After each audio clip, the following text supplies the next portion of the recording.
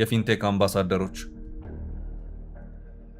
የመኪና ባለቤት እናደርጋቸዋለን በሚል የ1.7 ቢሊዮን ብር ጉዳት ባደረሱት የፊንቴክ ኢንቨስትመንት ድርጅት መስራችና ባለቤቶች ላይ ምርመራ አጣርቶ ለአቃቤ ሕግ በመላክ ክስ መመስረቱን ሰምተናል።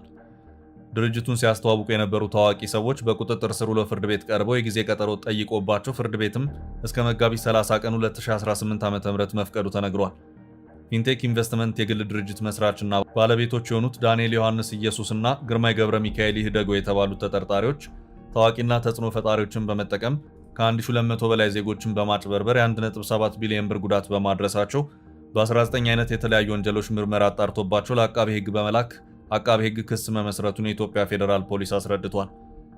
መጀመሪያ ክሱ የቀረበው ለአዲስ አበባ ፖሊስ ጠቅላይ መምሪያ ቢሆንም ምርመራው ውስብስብና ከፍተኛ ልምድ የሚጠይቅ ድንበር ተሻጋሪ በመሆኑ በተደራጀ መልኩ መጣራት ስላለበት ጉዳዩን ወደ ኢትዮጵያ ፌዴራል ፖሊስ በማምጣት ምርመራው በስፋት ሲጣራ መቆየቱን ፖሊስ ጠቅሷል።